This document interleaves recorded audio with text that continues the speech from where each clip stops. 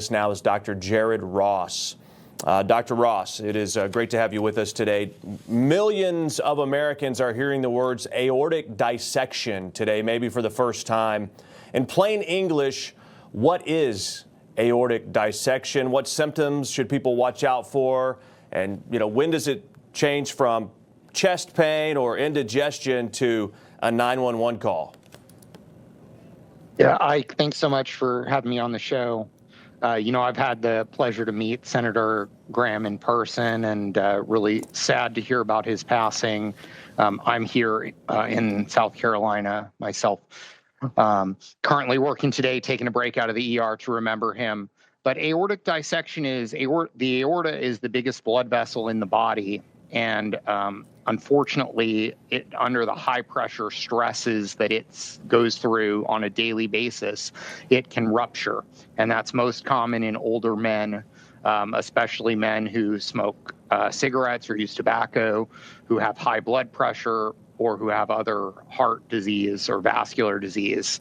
Unfortunately, it most commonly results in death. It's a very sudden onset tearing of the vessel, and unfortunately, people bleed out into their chest almost immediately and die. And that seems to have what happened here with Senator Graham.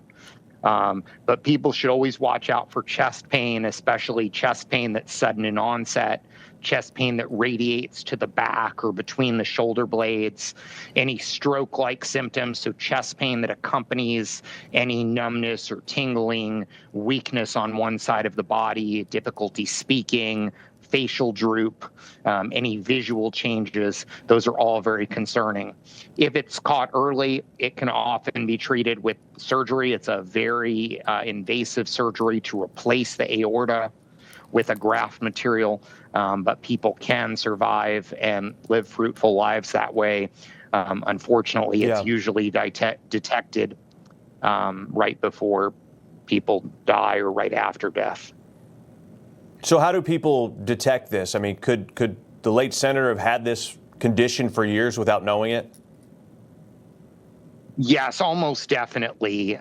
He probably had what's called an aortic aneurysm, which is a ballooning of the aorta, this big blood vessel.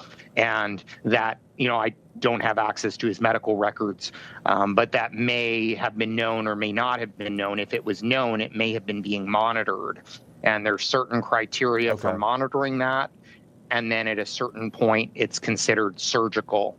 But of course, this may have not been known, or this may have been smaller than what we would operate on, and it just ended up bursting, unfortunately. Okay, final question here. Do have to ask you about this because we know there were death threats against Senator Graham. He just returned from Ukraine. In your expert opinion, doctor, is there any scenario where this health condition could have been manufactured by an adversary? Because people are asking it today. Yeah, incredibly unlikely. This is probably a condition that was underlying. I mean, I could see some scenario where he was given a stimulant medication that could have exacerbated this condition, but unfortunately, he probably had some underlying disease and unlikely to be manufactured, just unfortunate circumstances here. Yeah. All right, Dr. Jared Ross, thank you for helping us understand this, sir, and taking a break from the ER. Appreciate your time.